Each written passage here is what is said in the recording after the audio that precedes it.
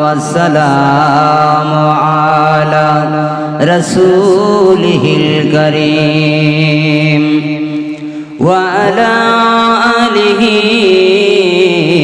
وصحبه وأولياء ملته علماء أهل السنة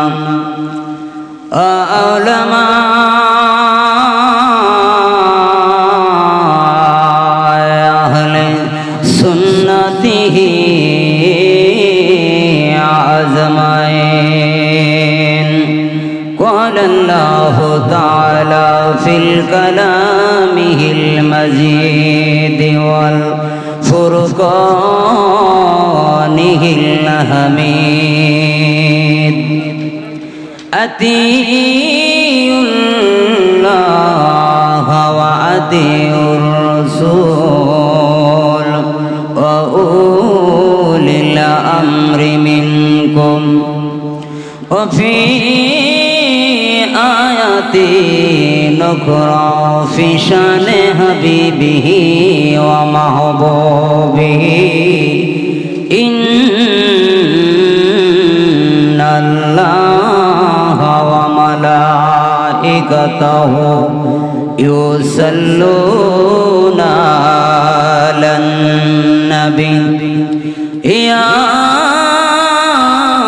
أيها الذين آمنوا صلوا عليه وسلموا تسليما. درود شريف. اللهم صل على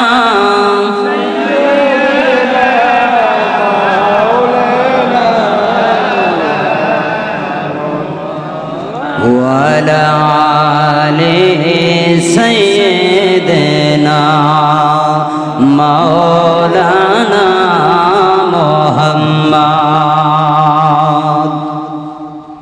আল্লাহ রাব্বুল আলামিন আহকামুল হাকিমিন পবিত্র কালামে মাজিদের ভিতরে সূরা আহজাবের 56 নম্বর আয়াতে আল্লাহ পাক বলতেছেন: ইন্নাল্লাহা, নিশ্চয়ই আমি আল্লাহ, ওয়া মালাইকাতুহু, আমার সমস্ত ফেরেশতাদেরকে নিয়ে, সাল্লুনা আলান নবী, আমার নবীর উপরে দরুদ শরীফ পড়ি। কে পড়ে? কে পড়ে বাবা? আল্লাহ এবং তার অগণিত ফেরেশতারা আমার হাবিবের উপরে দরুদ শরীফ পড়ে। পরের অংশে বলতেছেন: ইয়া আইয়ুহাল্লাযীনা আমানু, নিশ্চয়ই যারা ঈমানদার, পৃথিবীতে তোমরা যারা ঈমানদার হবে, সাল্লু আলাইহি ওয়া সাল্লিমু তাসলিমা, তোমরাও আমার সেই হাবিবের শানে, হাবিবের মহব্বতে দরুদ শরীফ এবং যথাযোগ্য সম্মানের সহিত। এই আয়াতের শেষে একটা খাড়া আলিফ দেওয়া আছে। এর অর্থ বুঝায় দিয়েছেন, এই আলিফের মতো দণ্ডায়মান হয়ে একদম সোজা হয়ে আমার হাবিবকে সালাম জানাবে। ঘোষণাকার কথা কার বাবা? আল্লাহ। অথচ এই মিলাদ কিয়াম নিয়ে বর্তমানে খুব ফিতনা, প্রচন্ড ফিতনা, কিন্তু দলিল আল্লাহর কোরআন। সূরা আহজাব বাইর করেন আছে কোরআন শরীফ ভিতরে। সূরা আহজাবের 56 নম্বর আয়াতে আল্লাহ পাক আমার আপনার নবীর শানে দরুদ মিলাদ কিয়াম যে করতে হবে এর দলিল দিয়েছেন। 56 নম্বর আয়াত, যে কোনো মোবাইল থেকে আপনি সার্চ দিয়ে দেখতে পারেন। সূরা আল ফাত, সূরার নাম হলো ফাতা। এই ফাতার মধ্যে 10 নম্বর এবং কথা হলো 10 নম্বর আয়াত এবং 18 নম্বর আয়াতে আল্লাহ রাব্বুল আলামিন মুরিদ যে আমাদেরকে হতে হবে, বায়াত যে গ্রহণ করতে হবে, এটার দলিল দিয়েছেন। সুবহানাল্লাহ। ঘোষণাকার কোরআনের একটা আয়াত, একটা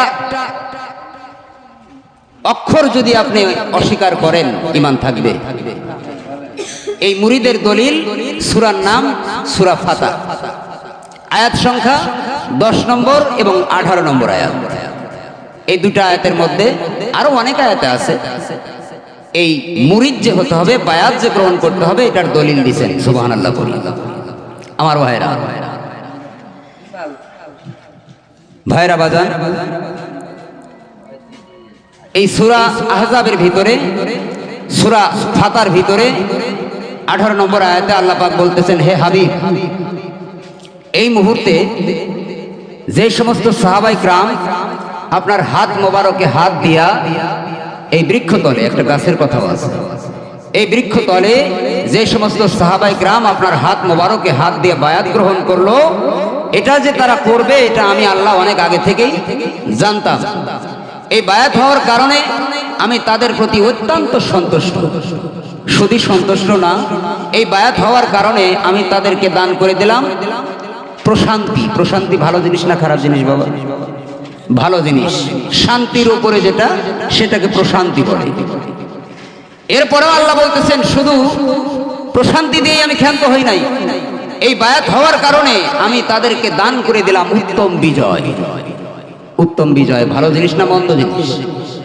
এই উত্তম বিজয় হলো ইসলামের 27টা যুদ্ধে আমার রাসূল নিজেই সেনাপতির দায়িত্ব পালন করেছেন, আমরা সকলেই জানি। কিন্তু ইসলামের প্রথম যুদ্ধ বদর। এই বদরের যুদ্ধে এই যুদ্ধ হয়েছিল 13ই রমজান। কিছু কিছু কিতাবে আসছে 13ই রমজান, 17ই রমজান। অধিকাংশ মুফাসসিরিন কিরাম এনারা 13ই রমজানকে প্রাধান্য দিয়েছে বেশি। 13ই রমজান সকালবেলা রমজানের রোজা রেখে 313 জন সাহাবায়ে কিরামদেরকে নিয়ে আমার রাসূল বদরের ময়দানে যুদ্ধ করতে আসছিলেন। কেমনে আল্লাহ পাক সাহায্য করে এইটুকু শুধু বলবো। আমি তো এটা ওয়াজ মাহফিল না, দরুদ শরীফ মিলাদের মাহফিল। যদিও এটা উরস শরীফ, ভাইজানের বাড়িতে উরস শরীফ করেন। গত বছর ওনার বাড়িতে গিয়েছিলাম, এবার হয়তো যেতে পারেন এই বাড়িতে, তাই সেই উরসটা আপনাদের এখানে পালন করতেছেন। ভালো না মন্দ? যাই হোক ভাইরা আমার, আল্লাহ রাব্বুল আলামিন কেমন উত্তম বিজয় দান করলেন, এই বিজয় সম্বন্ধে দুইটা কথা বলবো। যদি আমি ওয়াজের সুরে যাচ্ছি না, যেহেতু ওয়াজ মাহফিল না। এই বদরের ময়দানে আমার আপনার দয়ার নবী, মায়ের নবী, রাহমাতুল লিল আলামিন নবীজি বদরের ময়দানে আসলেন। 313 জন সাহাবী নিরস্ত্র, কারো হাতে কোনো অস্ত্র ছিল না, যেহেতু ইসলামের প্রথম যুদ্ধ। এই নিরস্ত্র সাহাবীদেরকে নিয়ে বদরের ময়দানে আসলেন। সেখানে রাসূল ছিলেন পশ্চিম প্রান্তে, আর আবু জাহেলের বিশাল বড় বাহিনী 1150 ঊর্ধ্বে অস্ত্রে সজ্জিত সৈনিক, তারা ছিলেন পূর্ব প্রান্তে। কেমন করে আল্লাহ সাহায্য করলেন সে বিষয়টা একটু মনোযোগ সহকারে শুনবেন ভাই। আল্লাহর রাসূল আবু জেহেলকে ডাক দিয়ে বলে, চাচা, যুদ্ধের ময়দানে আসছো যুদ্ধ করার জন্য, বলো তুমি কোন পাশ থেকে যুদ্ধ করতে চাও। তখন আবু জাহেল চিন্তা করলো, যেহেতু সকালবেলা পূর্ব দিক থেকে সূর্য উদয় হবে, আমরা যদি পশ্চিম প্রান্ত থেকে যুদ্ধ করি তাহলে ওই সূর্যের আলো আমাদের চোখে মুখে লাগবে, এরা তীর ধনুক মারবে, আমরা দেখবো না, খুব তাড়াতাড়ি আমরা হেরে যাব। তো আমার ভাতিজা মুহাম্মদ সাল্লাল্লাহু আলাইহি সাল্লাম যেহেতু পশ্চিম প্রান্তে আছে, ও পশ্চিম প্রান্ত থেকে যুদ্ধ করবে, আমরা পূর্ব প্রান্ত থেকেই যুদ্ধ করতে রাজি। রাসূলকে বললেন, হে ভাতিজা, আমি পূর্ব প্রান্ত থেকেই তোমার সঙ্গে যুদ্ধ করার জন্য রেডি, তাহলে প্রস্তুত গ্রহণ করো। রাসূল আমার সাহাবায়ে কিরামদের হাতে ওই বদরের ময়দানের খেজুরের ডাল কেটে কেটে 313 জন সাহাবীর হাতে 313টা খেজুরের ডাল কেটে দিলেন। আল্লাহ রাব্বুল আলামিন কিছুক্ষণের মধ্যে, মুহূর্তের ভিতরে ওই খেজুরের ডালকে তরবারিতে রূপান্তরিত করে দিলেন। জোরে বলেন সুবহানাল্লাহ। আর সাহায্য করছেন কে? কে করছে বাবা? সে আল্লাহ এখনো আছে, সাহায্য করতে পারে। হক পথের পথিক যারা, তাদের বাতিটা যদি ধীরে ধীরে জ্বলে, ধীরে ধীরে যেটা জ্বলে সেটা অনেক সময় জ্বলে, ঠিক কিনা বলে আমার ভাইরা? মুহূর্তের ভিতরে ওই খেজুরের ডালকে আল্লাহ রাব্বুল আলামিন তরবারিতে রূপান্তরিত করে দিলেন। এরপরে যুদ্ধ শুরু হয়ে গেল। যুদ্ধ চলাকালীন সময় কিছুক্ষণের মধ্যে রাসূল আমার সমস্ত সাহাবায়ে কিরামদেরকে জিজ্ঞাসা করতেছেন, হে আমার সাহাবীরা, যুদ্ধের ময়দানে কি তোমাদের কোনো সমস্যা হচ্ছে? সাহাবায়ে কিরাম বললেন, ইয়া রাসূলুল্লাহ, ইয়া হাবিবাল্লাহ, আপনি ভালো জানেন। রাসূল আমার বললেন, আমি যতই জানি তোমাদের মুখ থেকে শুনতে চাই, তোমরা জবান দ্বারা বলো, যুদ্ধের ময়দানে কি কোনো সমস্যা হচ্ছে? সাহাবায়ে কিরাম বললেন, ইয়া রাসূলুল্লাহ, ইয়া হাবিবাল্লাহ, যেহেতু সকালবেলার যুদ্ধ, পূর্ব প্রান্ত থেকে সূর্য উদয় হয়েছে, ওই সূর্যের আলো এসে আমাদের চোখে মুখে লাগতেছে। ইয়া রাসূলুল্লাহ, ওরা তীর মারতেছে, ধনুক মারতেছে, এই তীর ধনুক আমরা দেখি না, অনেকে অলরেডি আহত হয়ে পড়েছে। ইয়া রাসূলুল্লাহ, এই সমস্যাটা হচ্ছে। রসুল আমার হাত উঠাইতে দেরি, মুহূর্তের ভিতরে আল্লাহ রাব্বুল আলামিন আহকামুল হাকিমিন কোথা থেকে এক খণ্ড মেঘভালা নিয়ে এসে ওই সূর্যের উপরে এমন ভাবে তালি মেরে দিলেন, না রোদ না অন্ধকার। সুবহানাল্লাহ বলবেন না? আমার ভাইয়েরা বাজান, এরপরে কিছুক্ষণ পরে আল্লাহ রাসূল রাহমাতুল লিল আলামিন নবীজি, দয়ার নবী, মায়ের নবী, আবার সাহাবায়ে কিরামদেরকে জিজ্ঞাসা করছেন, হে আমার সাহাবীরা, যুদ্ধের ময়দানে তোমাদের কি আর কোনো সমস্যা হচ্ছে গো সাহাবী? সাহাবীরা বললেন, ইয়া রাসূলুল্লাহ, ইয়া হাবিবাল্লাহ, একটা সমস্যা হচ্ছে গো নবীজি। আমরা যুদ্ধ করতেছি মরুভূমির ভিতর থেকে, আর ওরা যুদ্ধ করতেছে এঁটেল মাটির উপরে দাঁড়ায়া। ওই এঁটেল মাটির উপর দিয়া ঘোড়া নিয়ে যখন দৌড়ায়, উট নিয়ে যখন দৌড়ায়, ঘোড়া উটের দৌড়াতে কোনো সমস্যা হচ্ছে না গো নবীজি। আর আমরা মরুভূমির ভিতর থেকে যুদ্ধ করছি, ঘোড়ার উটের পা গুলো ওই মরুভূমির বালুর মধ্যে দেবে যাচ্ছে। ওই পাটা যখন টেনে উঠাইতেছে উট এবং দুম্বা, ওই পায়ের সঙ্গে ঘোড়ার ওই পায়ের খুরের সঙ্গে বালুর কণাগুলো উঠে ছিটে ছিটে আমাদের চোখে মুখে লাগতেছে। ইয়া রাসূলুল্লাহ, ইয়া হাবিবাল্লাহ, ও গো দয়ার নবী, মায়ার নবী, এই সমস্যাটা হচ্ছে গো নবীজি। আল্লাহ রাব্বুল আলামিন আহকামুল হাকিমিন কিছুক্ষণের মধ্যে কোথা থেকে যেন মুষলধারায় বৃষ্টি নাজিল করে দিলেন। এই বৃষ্টির কারণে ওই বালুর মরুভূমি বালুগুলো শক্ত হয়ে গেল, আর এঁটেল মাটির উপরে পানি বৃষ্টি হওয়ার কারণে এঁটেল মাটি পিছলা হয়ে গেল। আবু জাহেলের সৈনিকেরা ওই এঁটেল মাটি পিছলা মাটির উপর দিয়ে ঘোড়া নিয়ে উট নিয়ে দৌড় দিতে গিয়া অনেকে চিৎপটাং হয়ে জমিনে পড়ে যাচ্ছে। জোরে পড়েন না সুবহানাল্লাহ। অল্প কিছুক্ষণের মধ্যেই এই যুদ্ধের ময়দানে আমার রাসূল যুদ্ধে উইনার হলেন। এই যুদ্ধে আরো অনেক হিস্টোরি আছে। আবু জাহেল, যার হিস্টোরি ছাড়া, যার কাহিনী ছাড়া আমার নবীর জীবনী হয় না, অথচ ইসলামের প্রথম যুদ্ধ এই বদরের ময়দানে দুইজন ছোট্ট ছোট্ট আনসারি যুবক, দুইজন ছোট্ট ভাই, বাপ নাই মা নাই, এই ছোট্ট ছোট্ট দুইজন আনসারি যুবকের হাতে আবু জাহেল খতম হয়ে গেছে। আমরা অনেকেই জানি। আমার ভাইরা, ইসলাম শব্দের অর্থ শান্তি, এটা আমরা অনেকেই জানি, যেহেতু পীর মুরিদের মাহফিল এটা, ঠিক না? ইসলাম শব্দের অর্থ শান্তি, কিন্তু মুসলমান শব্দের অর্থ কি অনেকেই জানি না। জানি বাবা? মুসলমান শব্দের অর্থ হলো আত্মসমর্পণকারী। কি বাবা? আত্মসমর্পণকারী। এখন যদি মনে করেন এই পাশে একটা চোর আছে, পুলিশ যদি থানা থেকে, কোনাবাড়ি থানা থেকে ফোন দেয়, এই চোর বেটা আব্দুর রহিম, সারেন্ডার কর। চোর কি সারেন্ডার করবো না পালাইব? পালাইব না। আর যদি সামনে এসে ওর ঘরটা ঘেরা দিয়ে বলে এবার সারেন্ডার কর, তাহলে ওর সারেন্ডার করতে বাধ্য। তে ভাই, মুসলমান শব্দের অর্থ যেহেতু আত্মসমর্পণ, তাহলে এই আত্মসমর্পণ আপনি কার কাছে হয়েছেন? আল্লাহর কাছে। আল্লাহরে দেখছেন, রসুলরে দেখছেন, আমার নবীকেও আমরা দেখি নাই, কিন্তু আল্লাহর রসুল বলেছেন এরকম হয়, আল উলামা ওয়ারাসাতুল আম্বিয়া। যেহেতু আমার নবীর পরে আর পৃথিবীতে কোনো নবী রসুল আসবে না, সুতরাং আল্লাহর রসুল বলছেন আল উলামা ওয়ারাসাতুল আম্বিয়া, যারা আলেম ওলামা হবে, আলেম ওলামার মধ্যে আবার বেশ কম আছে, যারা আলেম ওলামা হবে তারা হবে আমি নবীর ওয়ারিস, যাকে আওলাদে রসুল বলে। সুবহানাল্লাহ বলি। তো এই জন্য বায়াত গ্রহণ করতে হবে, মুসলমান হইতে হবে। শুধু এই শুনে মুসলমান হলে হবে না, আমার দাদা উনি মুসলমান ছিলেন তাই আমার বাবা মুসলমান, আমার বাবা মুসলমান তাই আমি মুসলমান, এই রকম মুসলমান হলে চলবে না বাবা।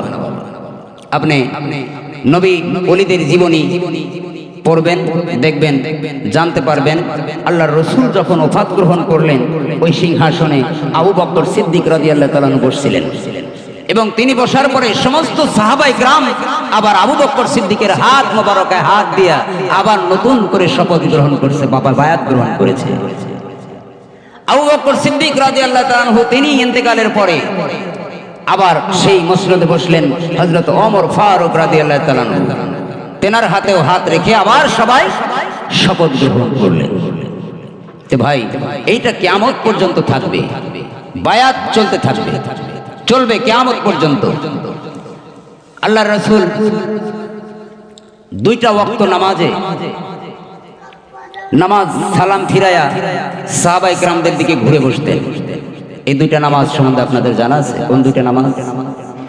কোন দুই ওয়াক্ত নামাজে রাসূল আমার সালাম ডানে বামে সালাম ফিরায়া সাহাবায়ে কেরামদের দিকে ঘুরে বসতেন? এক হলো ফজরের নামাজ। কোন নামাজ? আর একটা হলো আসরের নামাজ। কারণ ফজরের নামাজের পরে কি আর কোনো নামাজ আছে? আছে আর কোনো নামাজ? ফজরের ফরজ নামাজ আপনি জামাত পাচ্ছেন না, তারপরেও আপনাকে সুন্নত পড়ে নিতে হবে, ঠিক কিনা বলেন? ফজরের 2 রাকাত ফরজ নামাজের পরে আর কোনো নামাজ নাই। সুতরাং ডানে বামে সালাম ফিরায়া রাসূল আমার সাহাবায়ে কেরামদের দিকে ঘুরে বসতেন। আসরের নামাজের আগে 4 রাকাত সুন্নাত আছে না নাই? এই আসরের নামাজের ফরজ নামাজের পরে আর কোনো নামাজ নাই। সুতরাং রাসূল আমার ডানে বামে সালাম ফিরায়া সাহাবায়ে কেরামদের দিকে ঘুরে বসতেন।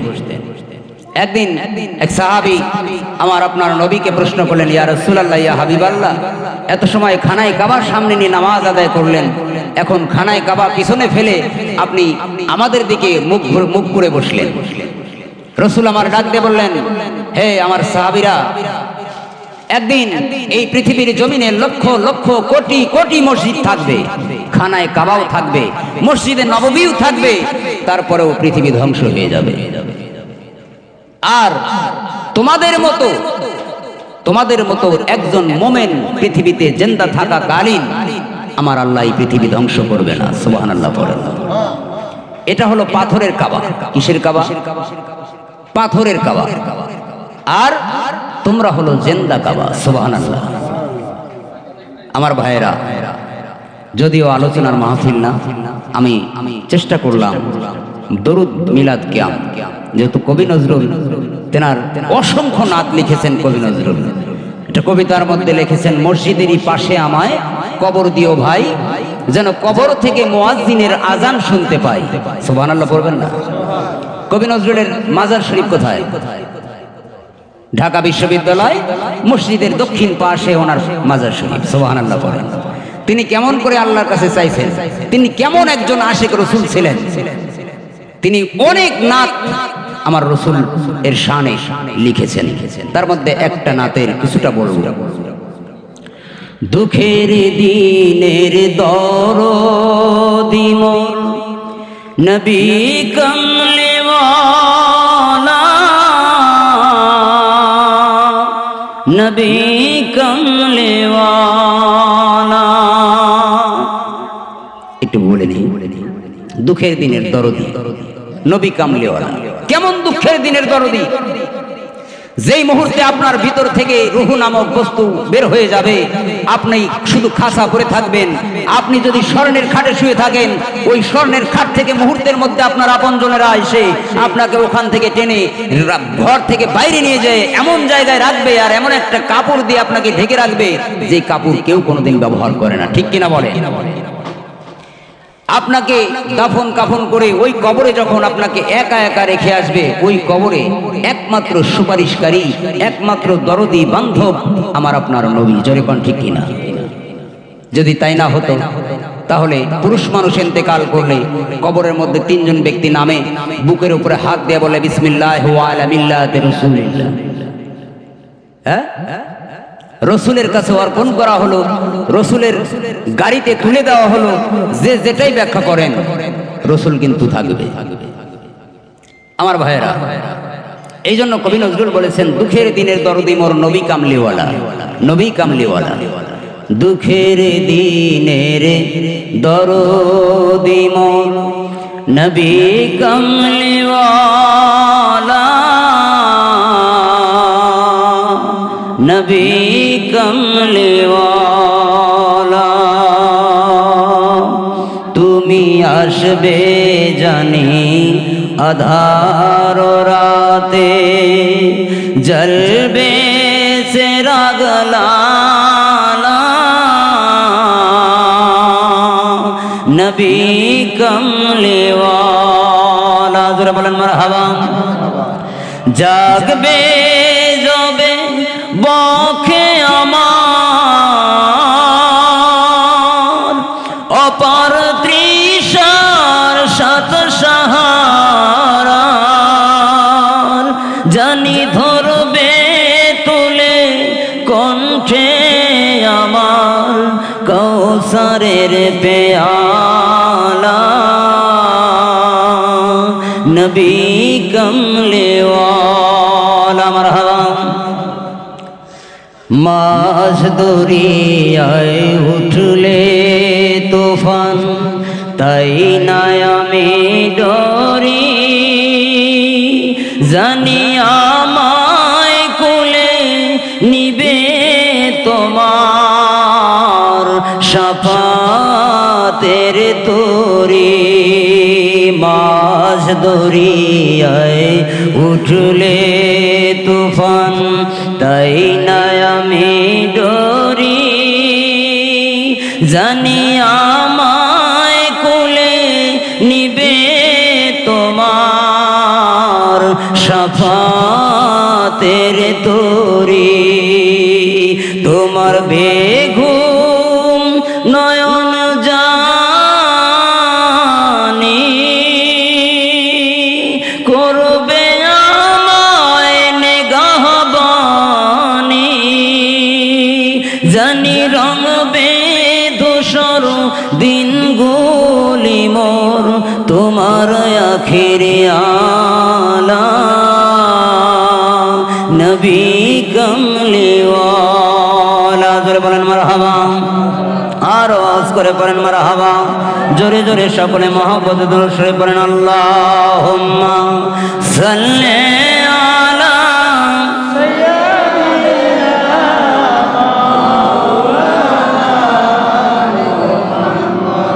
ও আলা আলি সাইয়্যিদিনা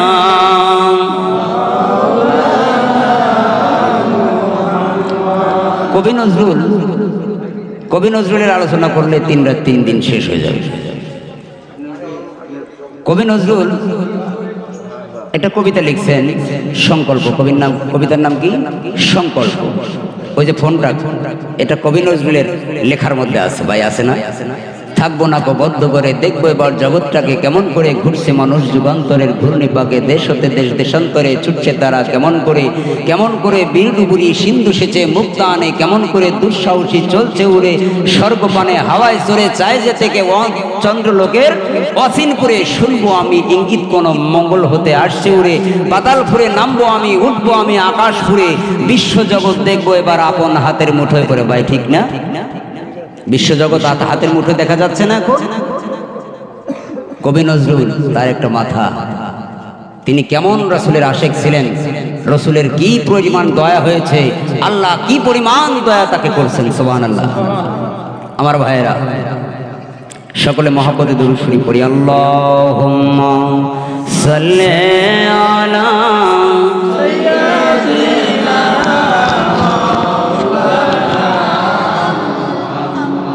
ওয়ালা আলি সাইয়্যিদিনা। ও ভাই জগৎ পাগল কাবার জন্য, কাবা পাগল মাবুদের, মাবুদ পাগল নবীর জন্য, নবী পাগল উম্মতের। আল্লাহুম্মা সাল্লি আলা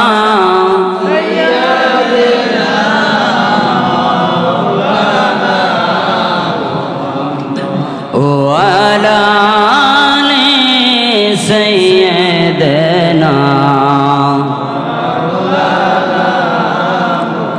একটু কালেমার জিকির করব লা ইলাহা ইল্লাল্লাহ লা ইলাহা ইল্লাল্লাহ সুন্দর লা ইলাহা ইল্লাল্লাহ জোরে লা ইলাহা ইল্লাল্লাহ সুন্দর লা ইলাহা ইল্লাল্লাহ মুহাম্মদ রাসূলুল্লাহ লা ইলাহা ইল্লাল্লাহ জোরে লা ইলাহা ইল্লাল্লাহ ও ভাই আসমান সুন্দর জমিন সুন্দর আরো সুন্দর গাছপালা তাদের চাইতেও অধিক সুন্দর তাদের চাইতেও অধিক সুন্দর নূর